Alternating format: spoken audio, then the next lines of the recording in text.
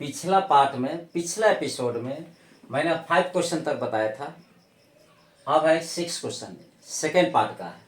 आप for JAC model question paper year 2023 से 24 जो अभी मतलब ये 27 फरवरी से जो एग्ज़ाम चालू है उसके लिए क्या लिखा हुआ है, गौर से समझिए। The direction of the angular velocity. Angular velocity मतलब कोणीय वेग।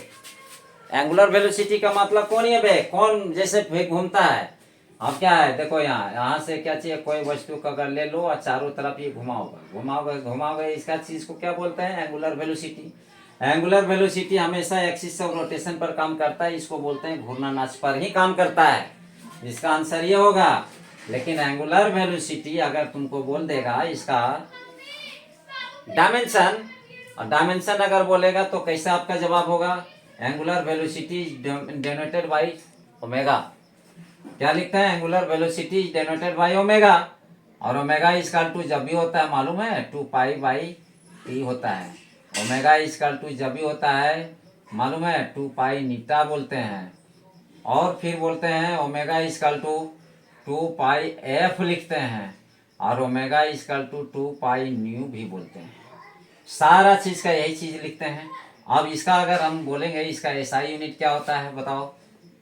इसका एसआई यूनिट होता है मालूम है, क्या चीज होता है, 2 पाई मीन्स होता है इसका रेडियन। और टाइम का क्या लिखते हैं, सेकेंड। इसी को लिखते हैं रेडियन पर सेकेंड भी होता है, रेडियन पर सेकेंड भी होता है। एंगुलर वेलोसिटी का एसआई यूनिट अगर पूछेगा तो रेडियन पर सेकेंड दिमाग में बैठा के रखिएगा दोस्त, ठीक है। नेक्स्ट क्वेश्चन चलते हैं, 7 क्वेश्चन। क्या लिखा हुआ है, the trajectory of the projectile, मतलब फेंका गया प्रोजेक्टाइल। ट्राजेक्ट्री का दूसरा नाम मैंने बताया था प्रोजेक्टाइल मोशन। क्या बताए थे, प्रोजेक्टाइल मोशन। पिछले एपिसोड 5 नंबर क्वेश्चन में, 5 नंबर क्वेश्चन में इसका मैंने फिगर भी ड्रॉ किया था, इसमें भी फिर हम ड्रॉ करते हैं। इसमें मैंने क्या बताया था, इस तरह से अगर यहाँ से अगर गेंद को अगर फेंकते हैं, सबसे पहले पूरा हाइट में जाएगा, उसके बाद में लास्ट कॉर्नर तक पहुंचेगा, यहाँ इनिशियल पॉइंट, और इसको बोलते हैं फाइनल पोजीशन, और इसको क्या बोलते हैं, रेंज। अब क्या करना है, ये जो लाइन है ना इसको बोलते हैं ट्राजेक्ट्री मोशन लाइन। क्या बोलते हैं, ट्राजेक्ट्री लाइन। और इसी का बिगड़ा नाम को क्या बोलता है मालूम है, पैराबोला। क्या बोलते हैं, पैराबोला। देखो पैराबोला है कहीं, यही लिखा ट्राजेक्ट्री ऑफ द प्रोजेक्टाइल। इस लाइन को हम क्या बोलते हैं, इसे जो फेंकते हैं अगर गेंद को ऐसे जाता है ना, जैसे मुड़ता है तो इसको बोलते हैं पैराबोला। ये आंसर होगा आपका ट्राजेक्ट्री वाला पैराबोला। नेक्स्ट क्वेश्चन है 8 क्वेश्चन। नेक्स्ट क्वेश्चन है, minimum number of unequal vector. Unequal का मतलब असमान सदिश किसके बराबर में हो सकता है, तो देखिएगा अनइक्वल वेक्टर में क्या चीज है, 3 ही वेक्टर तो पढ़वे करते हैं, 4 को थोड़ी है, 3 को वेक्टर है, 3 को ए बी सी।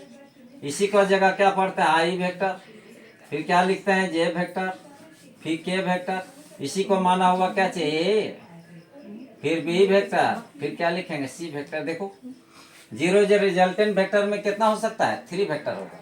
अब नेक्स्ट क्वेश्चन देखो जी, क्वेश्चन लिखा हुआ है फ्रिक्शनल फोर्स, घर्षण बल एक्टिंग ऑन ए बॉडी, किस पर लगता है, वस्तु पर। लेकिन यहाँ क्या लिखा हुआ है, रेस्ट। यहाँ देखता उगता नहीं है, आदमी सोचता है कि आगे लगा रहे हैं तो आगे की ओर बल लगेगा, पीछे मतलब कि उधर से बल लगा रहे हैं फिर ऑपोजिट डायरेक्शन में लगा रहे हैं।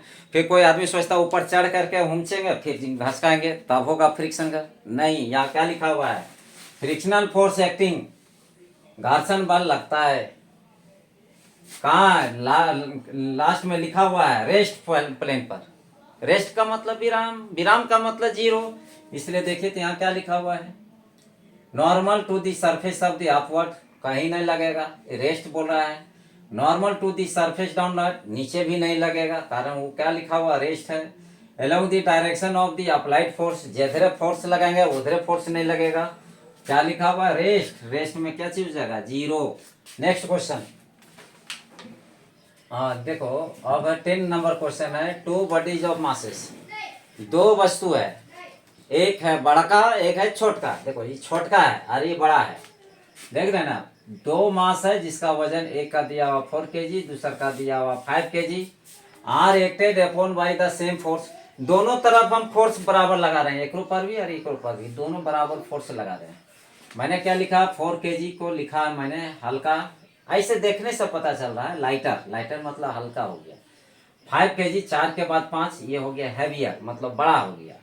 अब देखो इसका एक्सेलरेशन कितना दिया हुआ, इफ द एक्सेलरेशन और लाइटर बॉडी, मतलब हल्का वस्तु पर त्वरण कितना लग रहा है, 2 मीटर पर सेकेंड स्क्वायर, 2 मीटर पर सेकेंड स्क्वायर। फिर क्या लिखा हुआ, एक्सेलरेशन द हैवियर बॉडी, मतलब क्या निकालना है, हैवियर मतलब भारी वस्तु का त्वरण निकालना है, इसीलिए मैंने लिखा ए। क्या लिखा है, हैवियर फोर्स, इसमें बड़ा बल, और छोटा वस्तु है तो इसलिए क्या लिखा, लाइटर फोर्स। इसका भी फार्मूला जानते होंगे, force equal to mass into acceleration होता है, इसका भी होता है मास इंटू एक्सेलरेशन। जहाँ हैवियर लिखा हुआ है तो हैवियर वाला वैल्यू यहाँ पर बैठा दीजिए, ठीक है। क्या लिखा हुआ है देख लो यहाँ, मास इंटू कितना लिखा हुआ है, मास इंटू एक्सेलरेशन, तो मास का कितना दिया हुआ है, देखो हैवियर का कितना लिखा हुआ है, 5 लिखा हुआ है, उल्टा यहाँ लिखा गया, ये वाला चीज इधर होना चाहिए, ये चीज इधर होना चाहिए। हम यहाँ पर लिख देते हैं, यहाँ लाइटर, यहाँ, और यहाँ क्या चीज हो जाएगा, हैवियर। अब देखो फार्मूला वही है, मास इंटू एक्सेलरेशन, ये भी होता है मास इंटू एक्सेलरेशन। तो देखो लाइटर, लाइटर में देखो क्या चाहिए, मास इंटू एक्सेलरेशन, मास का वैल्यू 4 है और एक्सेलरेशन का वैल्यू 2 मैंने लिखा। और हैवियर में देखो मास का कितना एम लिखा और एक्सेलरेशन सेम टू सेम लिख लिया।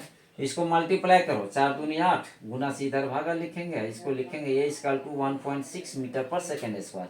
अब देखिए ए इक्वल टू 1.6 मीटर पर सेकेंड स्क्वायर, यही क्वेश्चन होगा इसका जवाब। नेक्स्ट क्वेश्चन देखो, क्वेश्चन लिखा हुआ था mass of the body, mass of body, जहाँ मास ऑफ बॉडी है ना, जो बराबर होता है which is equal to the, किसके इक्वल में होता है, ratio of the force acting on a body to the acceleration. का में मतलब मास ऑफ द बॉडी बराबर होता है force acting to the acceleration. ये हमेशा जब भी कहलाता है इस तरह का मास ऑफ बॉडी, ठीक है, इसको मैं बोलता हूँ इनर्शियल मास। क्या बोलते हैं, इनर्शियल मास। तो ये आंसर होगा इनर्शियल मास। नेक्स्ट क्वेश्चन देखो, क्वेश्चन लिखा हुआ है what is the linear momentum, linear momentum equal to mass into velocity, mass into velocity. देखो linear momentum is denoted by p equal to mass into velocity. फिर लिखा हुआ of the gun and bullet before firing, firing से पहले बोल रहा है, मतलब v का वैल्यू 0, इसलिए मोमेंटम का वैल्यू 0, इसलिए आंसर ये हो जाएगा सी नंबर, ठीक है। नेक्स्ट क्वेश्चन, यहाँ 3rd नंबर क्वेश्चन लिखा हुआ है एक्शन एंड रिएक्शन, क्रिया और प्रतिक्रिया। ये किसमें लगता है, Newton's 3rd law of motion. इसको हम बगल में लिख देते हैं न्यूटन्स, यहाँ लिखेंगे 3rd लॉ ऑफ मोशन पर काम करता है। अब क्या है, एक्शन का मतलब हम मारे और उधर से लेगा है, मतलब इतना बड़ा गेंद है और उधर तो दूसरा है, तो मतलब ये फर्स्ट बॉडी का आकार, दूसरा सेकेंड बॉडी आकार, तो दोनों तो बराबर नहीं है। तो यहाँ क्या लिखिएगा, acts on two different bodies, मतलब क्या चीज है, विभिन्न वस्तु पर लगता है, मतलब भिन्न भिन्न वस्तु पर लगता है, ऐसा मारा फिर रिएक्शन हुआ। एक्शन रिएक्शन, एक्शन रिएक्शन, पैदल नहीं चलते हैं, पैदल कैसे चलते हैं, पैर आगे एक्शन, फिर पीछे पैर रिएक्शन, फिर पीछे वाला पैर आगे, तो उसको बोलता है action reaction. Walking of a man, this is the example of the Newton's 3rd law of motion. Action and reaction, this is the definition of the Newton's 3rd law of motion में होता है। Next question अब हम चलते हैं। Next question है a body of mass 100 kg, एक वस्तु का द्रव्यमान दिया हुआ 100 kg, falls from A height, मतलब ऊपर से नीचे गिरा रहा है, जिसका हाइट कितना दिया हुआ है, 10 मीटर, 10 मीटर मतलब हाइट वाला। आप लोग को मैंने पढ़ाया भी होगा, जब यह पोटेंशियल एनर्जी काम करता है, कौन सी हाइट पर काम करता है, स्थितिज ऊर्जा ऊंचाई पर काम करता है, और फिर ऊपर से नीचे आया तो गतिज ऊर्जा में बदला, इसलिए क्या लिखा है, kinetic energy equal to potential energy. कैसे बदला, यहाँ फिर से समझो। यह बॉडी ऑफ मास, एक वस्तु का द्रव्यमान दिया हुआ है 100 kg, फॉल्स गिरता है, फ्रॉम या हाइट ऊंचाई से, हाइट का वैल्यू कितना दिया हुआ है h, increase in kinetic energy, मतलब ऊपर में जब था तो पोटेंशियल एनर्जी, अब नीचे आया तो कन्वर्ट हो गया काइनेटिक एनर्जी में, वही मैंने लिखा kinetic energy equal to potential energy, kinetic energy तो सेम लिख दिया, इसका वैल्यू ही निकालना था। पोटेंशियल एनर्जी इक्वल टू होता है mgh, m का वैल्यू दिया हुआ है यहाँ, और g का वैल्यू आप तो जानते हैं, बहुत ही चलते आ रहा है 9.8, और h का वैल्यू दिया हुआ है, देख लो h का वैल्यू, हाइट का वैल्यू दिया हुआ है 10। अब मैंने क्या किया, इसको देखो 9, इसको पॉइंट हटा दो, बाद में क्या बात है, इसको 98 मैंने बैठा लिया, 2 शून्य और 1 3 शून्य बैठा दिया, एक अंक पहले दशमलव बैठाया, दशमलव हटा दिया, दशमलव बाद 0, खत्म, तो कितना बचा 9800, 9800 जूल, काइनेटिक एनर्जी का ऐसा यूनिट होता है जूल। आंसर ये होगा, आंसर 14 का ए नंबर। Next question